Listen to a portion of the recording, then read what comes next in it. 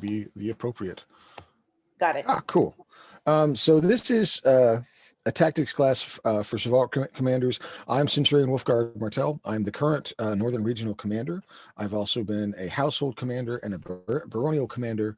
And I came to the SCA having come from another a boffer game where I commanded a couple times every weekend for over a decade. So I come to this with several hundred battles under my belt as commander, and so I'm not going to be teaching you tactics that are a theory on how they work. These are things that have worked for me, that I've tested out, and they worked well. I'm not going to teach you the things that didn't work, but I still think should, because I have a lot of those. But first, what I'm going to go over is what this class is not. This is not going to be an overview of the basic commands that Ansteorra has. It's going to be about how you use those commands to achieve victory. It's not going to be about if you've been to a Sable Soldier, or Winter War maneuvers, or any of our regional practices, we go over all of our basic commands there. I'm going to go over them really quickly, but hopefully not spend too much time on them. You have our basic formations. If you've been to those, you know about the battle line where it's shield, shield, shield, shield all the way across the alpha formation. If you can look at my my PowerPoint, you see I've got two versions of graphics. I've got the ones that Perrin made me that really look really nice on the left, and then mine are on the right. So I've got alpha formation, which is all shields backed up by spears. Yes. Sorry to interrupt. It looks like it's not currently, screen sharing is not on. Oh no. Oh yeah. It is on. I can see his screen just fine. How about you, Mary? Can you see it?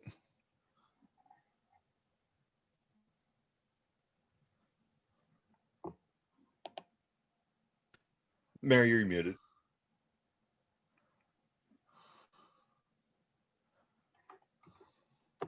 No, I cannot.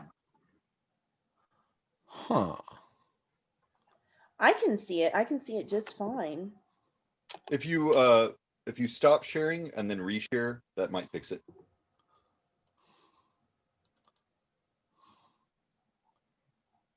There it is. How about you, Mary? Can you see it now? Yes, I can see it. Okay. It might have been because you started it before everyone was in the room. Ah, okay. So our alpha formation, if you look, it's the top right diagram. It's a full line of shields, and then the spearmen behind kind of shooting over the spears. And then the beta formation, it's shield, pole, shield, pole, shield, pole. That's basically the two formations we use. We have the battle commands, where you tell the unit to advance, which you just walk at a mosey until you're told to stand or stay, which is stop. There's advance to engage, where you walk forward, maintaining unit cohesion until the longest weapons are able to engage, so advance to engage. There's advance by step, where the commander will then yell step, and the whole unit will take one step. There's charge, where you just go forward in mass and then fight the enemy. There's a pulse charge, where in formation, the front line will run forward to the enemy, swing about 3 times, and then retreat. Usually only retreating 2 steps, having taken 3 steps forward, so you gain 1 step of ground and hopefully inflict some damage. Slide left and slide right means to slide left and slide right. Refuse right, refuse left is for when you're getting flanked or when you want to flank the enemy in formation. And then a column charge is where you'll line probably no less than 3 fighters up and just try and puncture through the front of the line. But this is not a class about those commands, because I've already there's not much to them. These are the commands that we're going to practice every regional practice we do, and every Sable Soldier, because we want to get it to where we're doing them correctly. But just doing these won't win victory.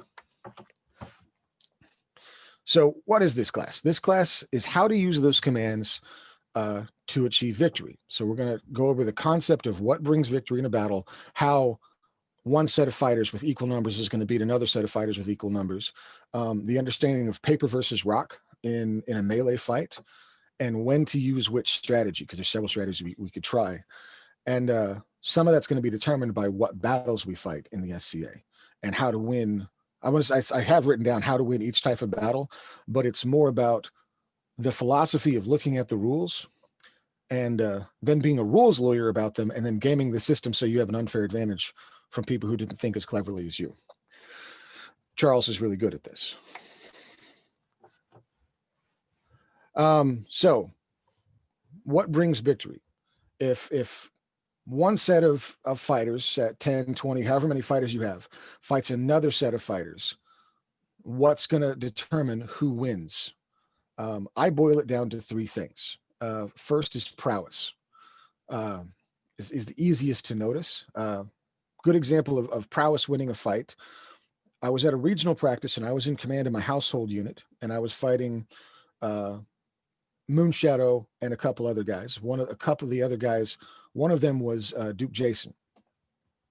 And we knew that we had a high prowess fighter on the other side. And so I set up a flank that was going to roll the other side and put two people just to keep busy.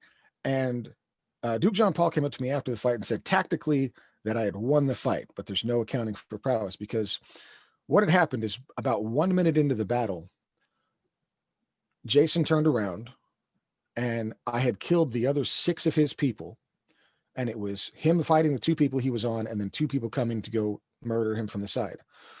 And it's like he kicked his gears on and then killed all of us. He had good field positioning to make sure that he was only facing one person at a time by rotating, so that the 2 people who were trying to face him from oblique angles, he went around to the side so that they were in a line and he only had to face one person at a time. And he just beat us. So prowess is a one way that we can determine, or will determine who has victory. Weapons choices. This is a huge one, and probably the one that's easiest to control when you consider that we have the whole year to get ready for the wars that we go to. The big wars, Gulf War, BAM, Tenzing, Lilies. I know some fighters go to Australia, but most of your units only go to those ones, if they can get to all of those anyway. And so if your weapon showed up with archery, with spears and war shields, it's going to be stronger than if you showed up with shorter poles and tourney shields and small two-handed weapons. So when I talk about war shields, I'm talking about shields of a size enough that you can line up next to each other and make a continuous wall. I'm not really married to any one type. I'm sure we've all, if you've been in the SCA combat for a while, you've probably heard of the Callantyr shield wall. I've heard stories about how the Callantyr shield wall was so good that they ordered pizza behind the lines, or that they held court behind their shield wall mid-battle and gave out awards. They used to use the Scutum. They've recently moved to another kind of shield called the Scutari, which is a center grip that's about 3 feet wide or 2.5 feet wide. I'm not as familiar with the tactics on those, but another great shield wall is Moonshadow. Steps has a new one, and they both Steps and Moonshadow use the Scutum, much like the Callantyr one. Charles can go into great detail, I'm sure, about how they're different because of construction to take ounces off the weight. I personally use a hybrid version that we designed with House Wolfstar. That's 2 foot by 4 foot. I keep hearing every couple of years about some guys are going to do a large round shield, either Greek style or Viking style. I'm not really married to a type of shield, but bringing a shield that can latch on or match up to other shields to make a continuous wall is going to be a lot stronger than otherwise. Any of those great shield walls, the Callantyr wall, the Moonshadow shield wall, if they instead had like a heater shield and a kite shield and a round shield and an oval shield, they will not be near as strong, even though it's the same guy who's doing it. Because if you take your strongest shield fighter in the kingdom, your John Paul, your Aaron, your Jason, any of those guys, and you put them in a line with their tourney shield, and as they part of their defense is either going to be to move back and forth or have their hands move around them to make defense. And they probably won't die. I've talked to Jason about this. If he's in a line, everybody dies around him and he survives because his one-on-one defense is so good, but his smaller shield is not defending his cohorts. That's not to say there's not a room for the shorter poles and the smaller shields, but they're not going to be on your frontline units. And the third way you can achieve victory is tactics, the formations and the plans that you use mid-battle. So I boil what brings victory down to those three things: prowess, weapons choice, and tactics. Any questions on that, or have I not thought of something that could bring victory, or do we have any comments on this?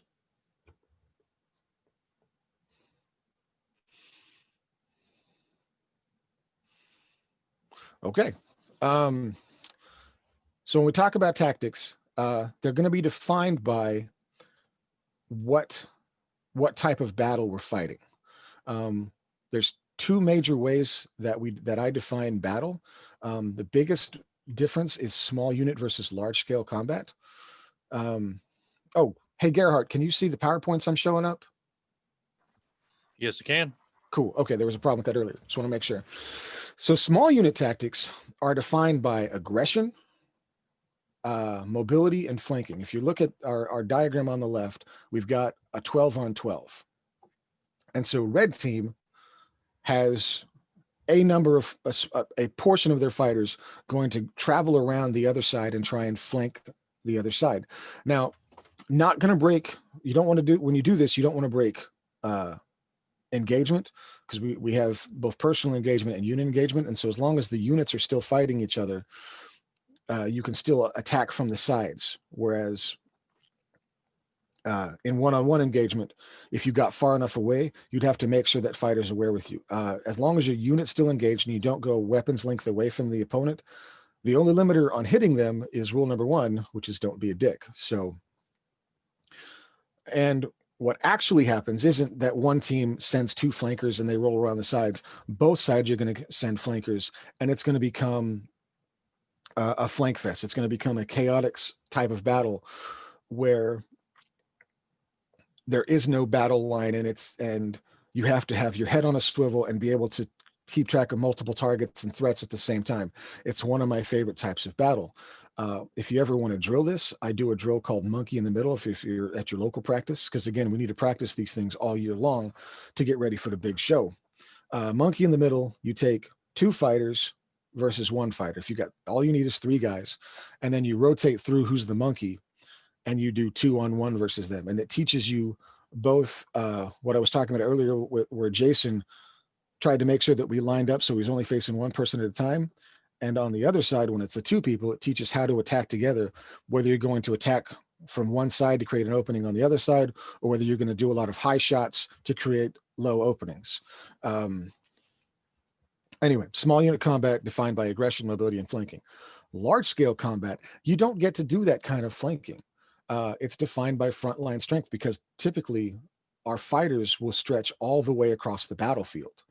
And so if you want to win, you have to go through a portion of the enemy's front line. And if you want to drill this, I recommend doing a bridge battle, which is a good way of explaining what I call paper beats rock.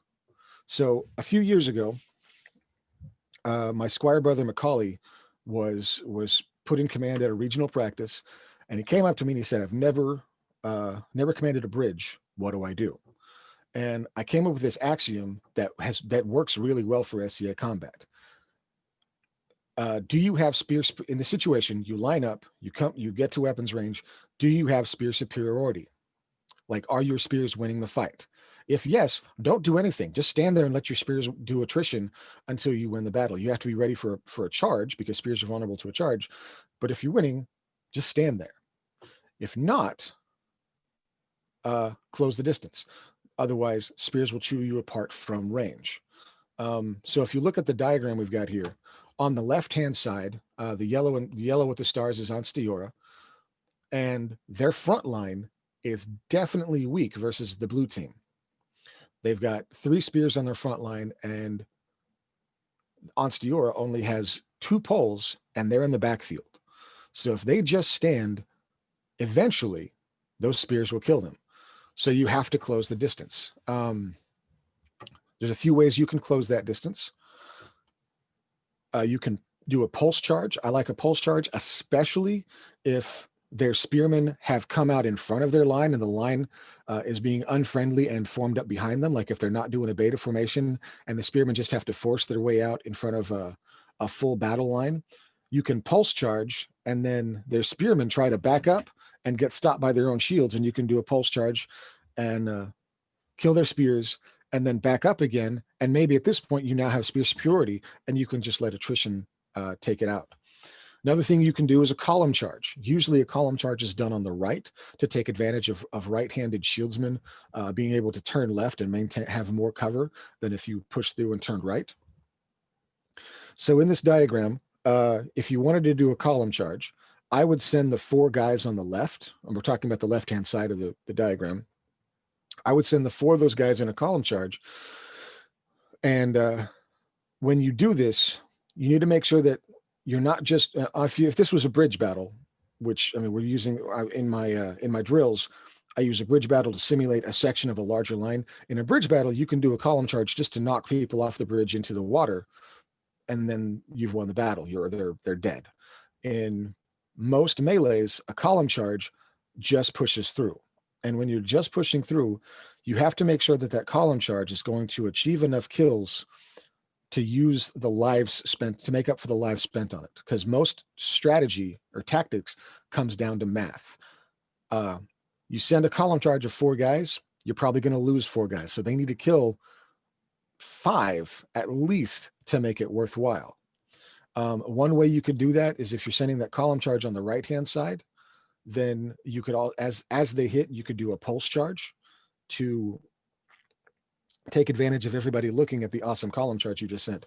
Another thing you should do is when you send a column charge like that, is you should designate someone at the back who's a hard-hitting and rapid-hitting fighter, like a Sir Orion, a Brahm, a Jason, a Centurion Thomas from Namron, someone who can throw out several blows and just be a killer.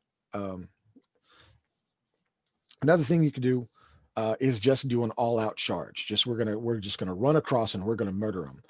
I personally don't use charges very often because a charge is very binary. Either you win big or you lose big, but the battle's basically over. So unless I'm ordered to, I won't do a charge unless the battle's basically already decided. Either we've won some of the attrition and we're going to charge across and end the battle quickly, or we're losing and we're going to go out in a blaze of glory. The other way you can close distance is to just advance across the field in unit cohesion. And so you maintain your cohesion as you advance, and you just walk up and then start a fight at A range. Now, the caveat to all this is archery. If in either of these scenarios, you have 4 more archers than the other team does, just let your archers go to work and you're going to win by attrition anyway. The reason we have the diagram on the right is I personally don't know on the right side diagram who would have spear superiority. So you've got Ansteorra in an alpha formation and the blue team in not quite as organized a formation, but it's 3 spears on 3 spears. So what's going to determine your victor there is probably going to be prowess. Because if you've been to any of our melees and you've seen guys like John Paul, Romanius, Set, Corwin, Perrin, you got these spear gods who are going to count for more than just one fighter. They're gonna by math, they're gonna be more than their weight. But when you get lined up, you can treat this section of a bridge as a section of the overall battle line, because as I said, the troops are going to go all the way across the field, and you're going to have to go through the enemy. You have to go through their face to win. So when you're deciding what strategy to use, there are two main types of SCA battles. They are resurrection battles and limited life battles. Limited life battles are like the field battle, the bridge battle at Gulf War, and resurrection battles are like the town battle, the castle battle, the ravine battle, where you die and you go back to res point, and then you come right back to the fight and you're fighting for an objective. In a limited life battle, you basically have two priorities. You want to kill the other team, and you want to die really, really slow.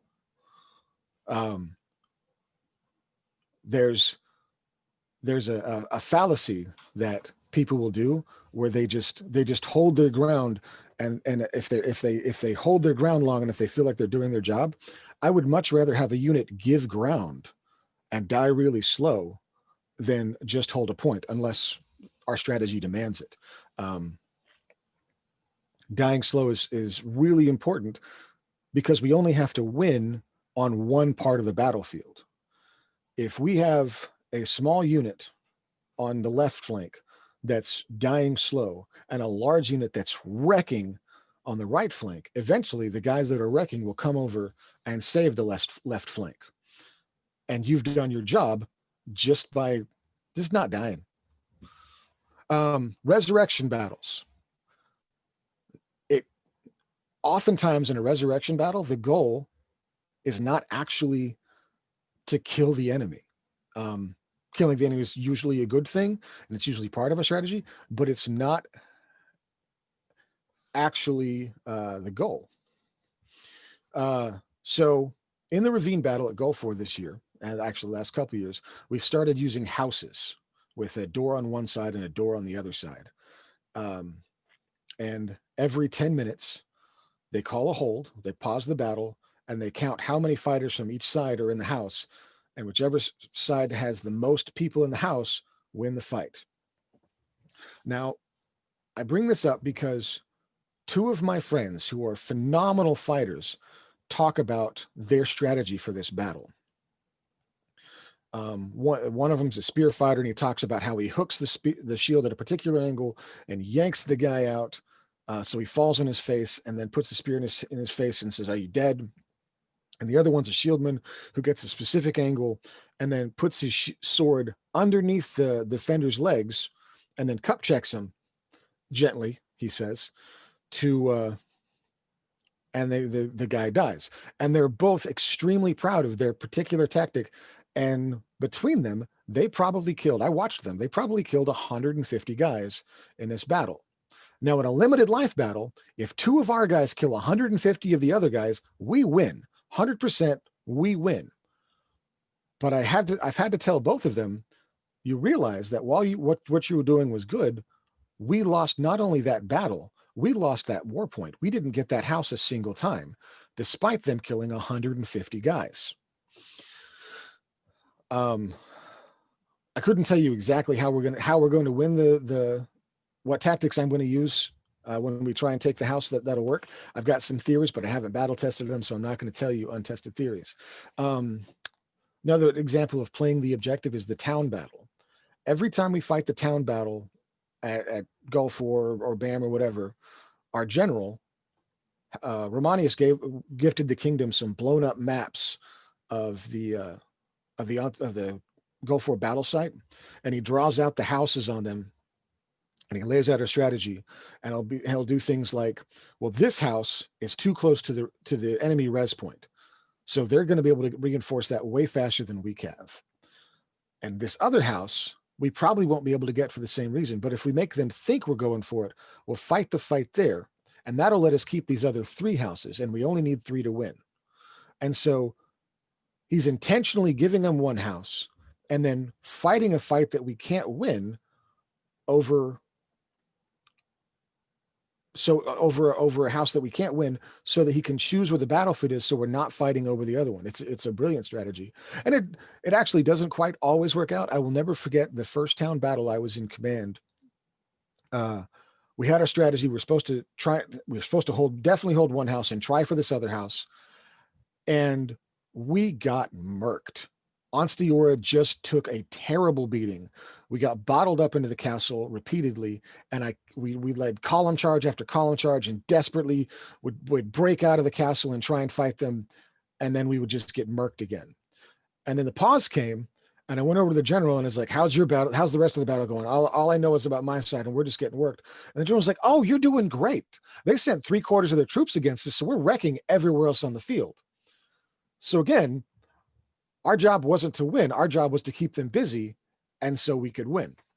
I often do, when I get it put in charge of defense of a castle, I will often do a overstrong shield wall halfway in the gate, so that they spend their first couple minutes just pushing our forces back. Even though like it's boring and we don't win anything and we don't kill anybody, and all we're doing is putting our strength against their strength, and they push us back. And as we do that, we set up sometimes a double high shield wall, and we'll lose 3 people just as they push us out of the gate. But it usually takes them about 5 minutes. And it, again, strategy comes down to math in some of these places. And I've spent 3 lives to gain 5 minutes on time. And castle battles, if you don't know, are usually done where the defending side has 1 life and the attackers have unlimited lives, and you win, and you run it both ways. Each side gets to defend once, and you win by who lasts the longest. So killing the enemy doesn't matter. What I'm going for is time. And so I've spent 3 lives to gain 5 minutes. Now, conversely, on the other side, when I'm taking a castle, the mega wedge is a wedge formation, has overlapping shields on both sides and 3 column charges behind it. It's like a 25-man charge. And for that 25-man charge, we probably kill 10 or 15 people, and we all die terribly. In a single life battle, I would never do the mega wedge. But in a resurrection battle where I just want to kill these guys as fast as I can, I will definitely throw everybody I have at them as fast as possible. Another effective door taking maneuver I saw was we had one of our knights who was in the command structure stood outside the gate, and all he did was grab 3-man column charges, and you guys hit here, you guys hit here, you guys hit here. Just set them up and sent them in. He didn't actually swing a stick the whole fight, but every column charge killed 1 person. And so we had 20 column charges in the first 2 minutes, and we killed 20 guys.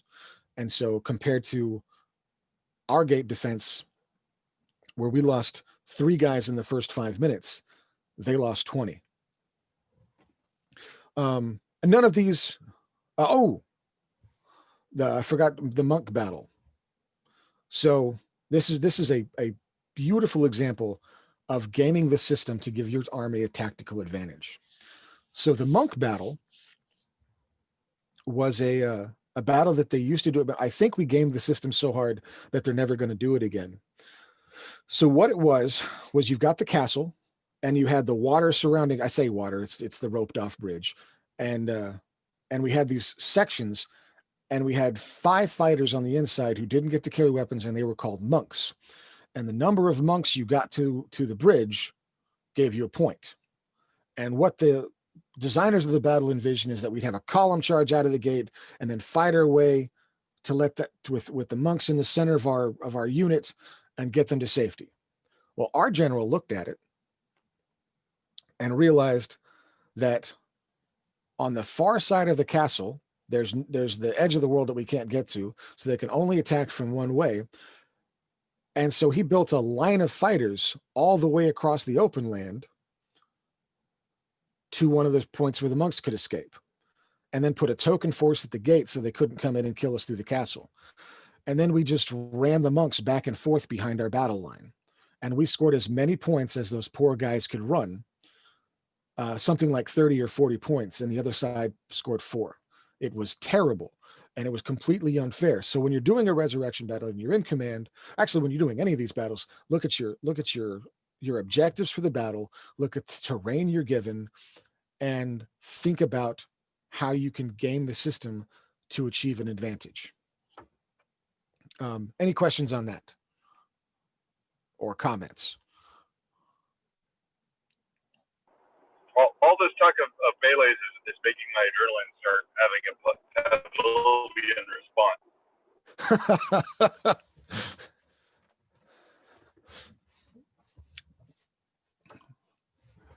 Anything else? Okay, let's get to some specific tactics.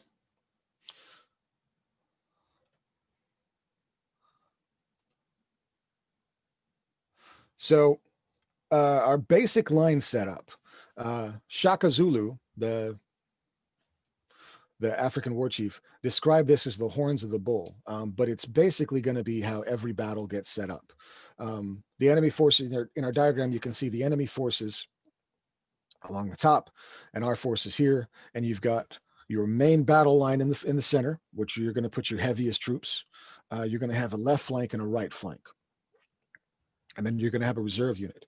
When Ansteorra goes to war, typically the reserve unit is going to be his majesty, his champion, and a bodyguard that just kind of forms around because everyone likes to hang out with the king. But it's going to be your high prowess group. You want to have a group that can either, when a hole opens up, you can send them through and exploit an opening, or if there's a breakout, you want these guys to be able to crush it, but you don't want to spend too many troops on it.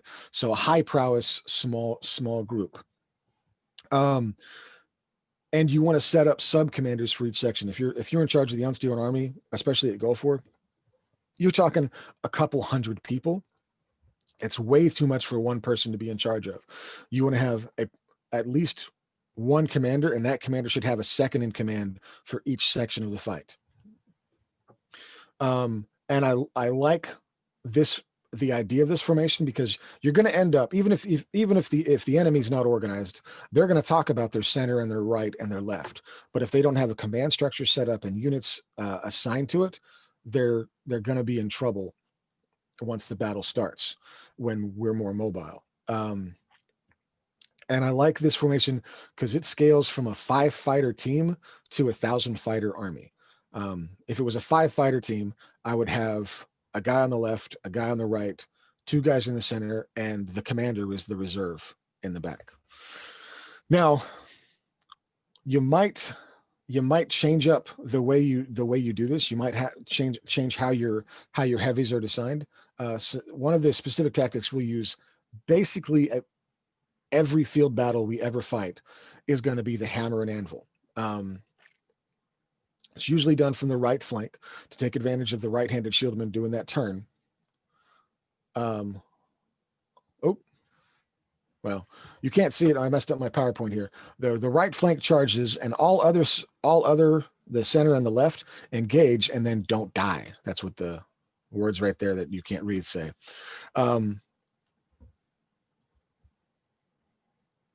What this now, we talked about, so on the left, you have the formation that we talked about where it's right flank, center, and left flank. Now on the right, I'm not really saying you should send your left flank over there. I'm talking about your division of labor.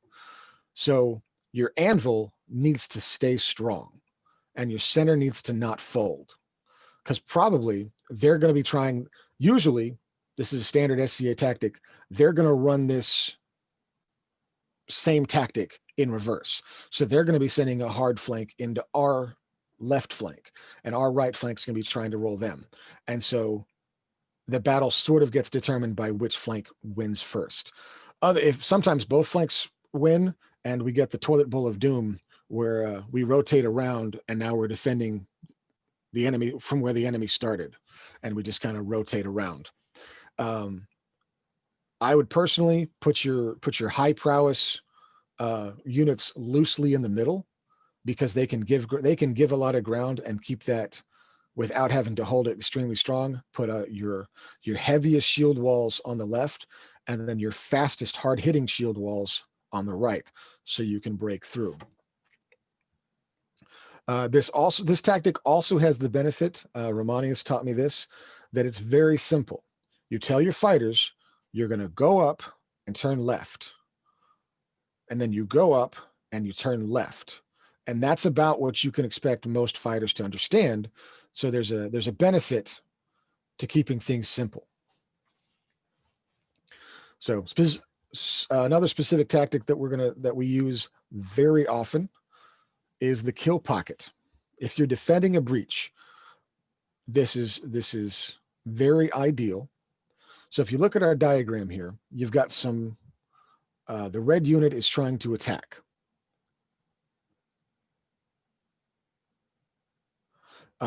Looks like Mary's not able to come back. Well, this is being recorded, so maybe we can get it to her. So the red unit is trying to attack, and it's being defended by the blue unit. And rather than line up right along the breach, the blue unit has formed a kill pocket where their soldiers are in a concave formation on the inside of the wall.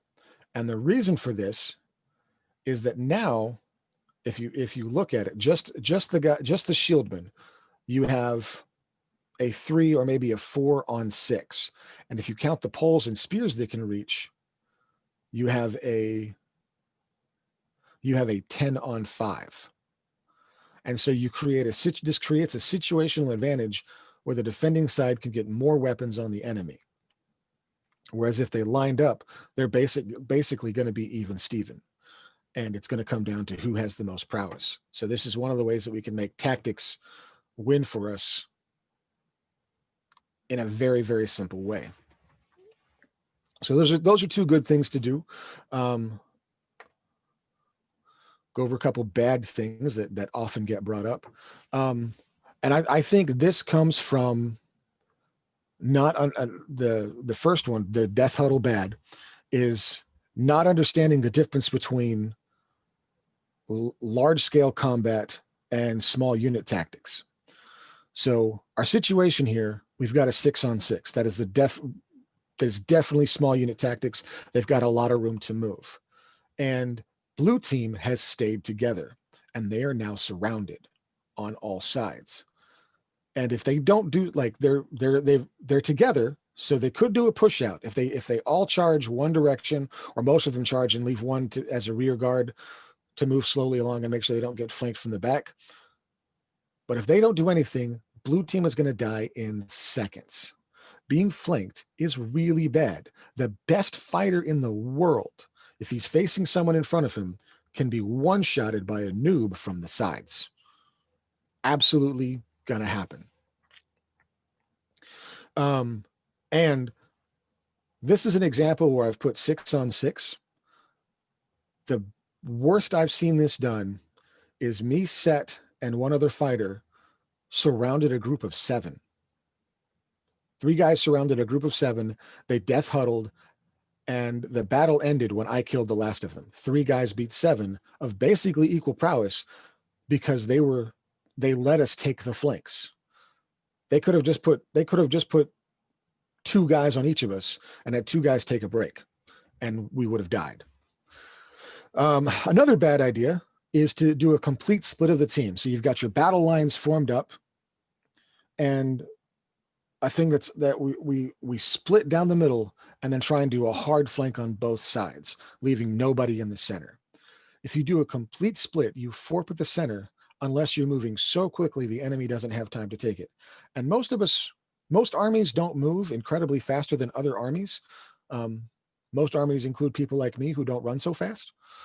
And you're not going to get that advantage.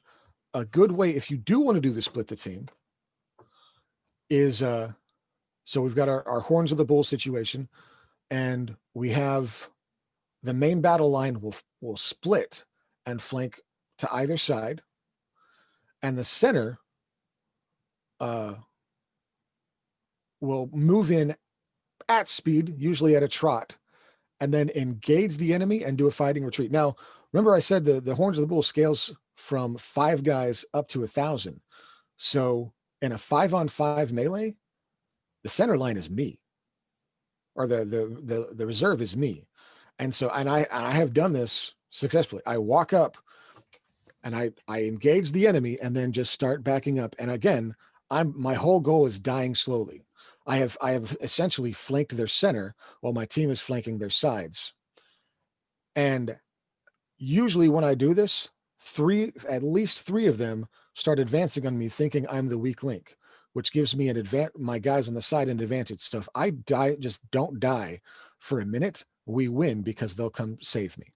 I tend to like battles where I don't have to do anything and my friends just save me. We call it tactics. But this has 3 possible results if you do it on large scale. One, it could just fail. Your enemy could be doing something else. And sometimes if your enemy's doing a strategy, it just completely counteracts you and you just fail. If you're doing it large scale, you can roll one flank or the other. Or if they don't fold and they charge into the center, the whole battle becomes a kill pocket, just the size of a battlefield. And so you have some advantage there. Another tactic. Now this is specifically for small units. If you're doing this on a large scale and you're trying to do a deep flank, you're basically doing the hammer and anvil. You usually don't have enough forces to or not enough forces. You don't have enough field to send somebody around the side. In small units, though, you often have, this is an expansion on what I was talking about, the small unit earlier. So the field area must be large. And so in this situation, we've got a pretty good setup on both sides, a good battle line, shields backed up by spears. The flanks are shields backed up by poles. So we have one shieldman go deep, like a loose end in a football game, just going deep and around. And what will end up happening is either they'll ignore him or they'll send someone that he can kill easily. And if there's an unattended fighter in your backfield, you've probably lost the fight because he can kill many more people than him and creates an advantage for your side. The other thing that can happen is they'll send too many people after him. In this situation, he ended up drawing off three people to his side, and he can either continue his flank all the way on the other side and see if he can get more fighters, or just draw those 3 off to the back. Because mathematically, one fighter has drawn off 3 from their line. And so as long as he continues keeping them busy, he's doing his job and created a situational advantage on the other side. And it can be done on both sides. There's been a lot of small unit fights where I'm flanking right and my squire brother Set is flanking left, and we meet in the backfield and wreck merry hell on our enemies. So the counter to this is that when you have someone likes to flank, or basically when you see anyone that's going to flank, you have to have someone of prowess enough to stop them, preferably just one individual.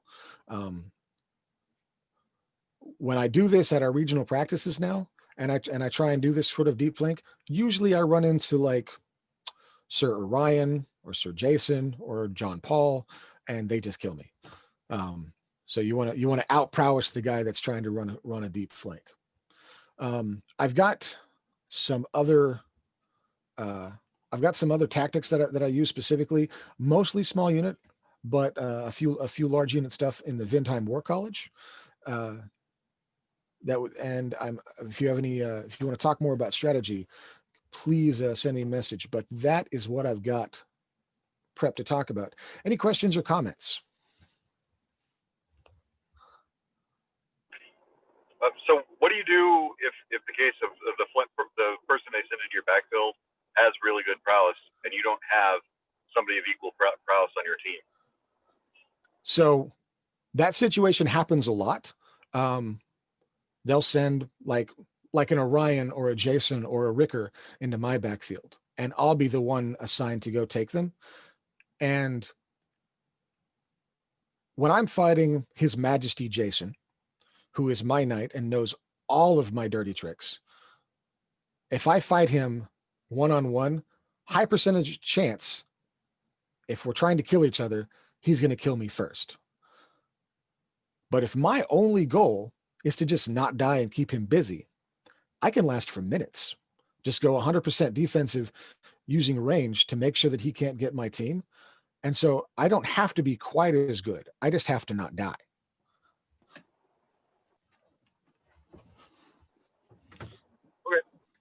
Okay. Set with a spear is actually really good at that. Probably Belgatai would be too, because they both run backwards real fast. So the flanker is going to think I can eat up the spearman, and Set can just run backwards for days and they'll never catch him.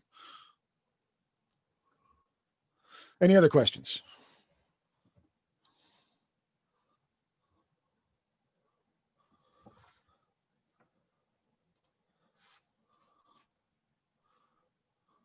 Did you make these PowerPoints for this class, or is this something you already had up? Oh, I made it for the class. I had some of the graphics already. The good graphics were done by Parent of Northkeep, not these ones with the squares, but the good ones with the guys with shields and such. But it's a good PowerPoint presentation. I appreciate that. Yeah, I've liked this one a lot. Well, thank you, Parent. It was fun watching it all the times I got to see it. So I went through it a So few good at times. explaining things, I would have questions. All right, I know exactly. Most of these tactics also directly relate over to rapier fighting. And so in the future, if you ever try to get talked to teaching this class again, right? If you had like another person who's a rapier fighter that you could just nod along with you and be like, yeah, what Martel said, this would be really, really good for them too. So Well- the funny thing about that, I'll say, is that there's actually, we're having the conversation because we created another PowerPoint for the rapier kind of in general, but also broadly for commands mainly that sort of explain this sort of thing. So they would really go hand in hand well together. So that's one of those things Well, we'll talk about more. The plus side about having a chivalric fighter teach it is sometimes I've been to a few other rapier melee classes, and it ultimately just breaks down to whoever's teaching the class talking about the awesome things that they've done, and it ultimately breaks down to here's what you can do as an individual, and it's not that far back command perspective. Exactly. Yeah, I agree with that completely. Well, to me, that's one of the things that define a good commander is, could you take the field without weapons and make a difference? I feel like I can. That the army is stronger if I just go out in my gauntlets and I'm just telling people, here's what I see and here's a strategy. That's how you know that you've reached a certain level as a strategist and a tactician. I don't know if I could do the rapier class though, because like I said, these are the strategies that I know work because I've tried them repeatedly and found success. I've never commanded a rapier melee, but so I haven't had a chance to try any of these in rapier and achieve anything. I'll go ahead and say I've done both. And I've found that it works pretty well either way. Some of these tactics we've employed. And to Charles's point earlier, I will say that Ansteorra in general, but of course Svendheim in specific, has made a really concerted effort as of late to sort of formalize commands as across the armies, so that it's not quite so this is only a Shiv thing, and this like we have, I mean, heck, our current general for the rapiers is a Duke Mahadi, so Oh, yeah. there's an understanding that he has that we're like, okay, yeah, we can do that. In case it hasn't been said, I'm just giving a 5-minute warning. Right. We're basically chit-chatting right now. also liked how you started this class by saying this is not going to be a class where I just read out the commands to you, because that's been covered multiple times, and really that surprised me right off the bat, because I figured that was what a lot of the class was going to be, and it wasn't. So No, you can cover the commands in 5 minutes. I did. Exactly, and it's one of those where people are like, well, each individual soldier, like, the most important thing is they need to know what the commands are, and I kind of disagree with that. In the end, like, you can, as long as 90% of the people know what the commands are, the other people will just kind of follow along and be like, oh wait, they're backing up now. Right. But knowing whenever you, especially after we get into the scrum and like half the people have died, and there's guys like standing around looking, they're like, okay, so what's going on? If we got within Vindheim, if we got our individual soldiers to the point where when they have that moment and they look and they're like, okay, so what's going on? And they see, and they have an idea of like what the strategy is and what the strategy the enemy probably is trying to do, it really, really helps. And Yeah, I agree. And that means we would need more classes like this. Yeah, Well- knowing the why versus knowing just what is always my big thing. For that situation, my dream is to see a unit in every group we've got. Like the Namron unit shows up and they match up in a shield wall next to the Moonshadow unit, the Northkeep unit. Even if we use different shield types, we can still match up and do that. And the way I think we can achieve that is by drills. For small units, it only takes 3 guys to do the monkey in the middle drill, and that teaches that scrum melee that you were talking about. And doing bridge battle teaches you how to do that line on line group. And you can do the bridge battle once you have 7 people, and it becomes effective.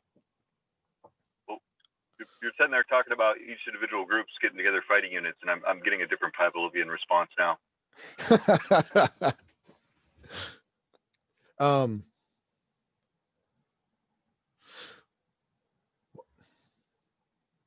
One thing I didn't cover was that you really want to explain these tactics to your units before the battle. I actually don't do much. I got criticism on my way up from some guys who, in my opinion, didn't understand strategy, for not yelling commands mid-battle, because knowing the plays that I wanted to make, I set things up with my unit and made sure everyone knew the plan before the fight. And so I only have to yell things mid-battle if something goes wrong. If the enemy lines up and wants to march across the field and just face us head on, and we're doing something clever where we're taking a flank or we're rolling or we're splitting or we're doing something clever and we're wrecking them, I don't need to yell. So what was their incorrect criticism? They're like, are you really commanding? Because I don't hear you yelling very much during the battle. Yeah. It's one of those things where if you're doing a job right enough, no one's quite sure you've done anything at all. Right. But we got about a minute left before before this class is supposed to end. So thank you all for attending the class. Hopefully you got something out of it. If you have any questions, please hit me up. If she didn't say, if any of you guys need to chat longer, we do have the ability to make breakout rooms for this stuff too. So I feel like everyone's tired of hearing me talk. Well, and there's other awesome classes coming up too. So there most certainly is, but that's just it's out there as well. All right. So in any of the classes, you should be able to just ask for it if you need to. Okay. All right. Good. Thank you, Martel. All right.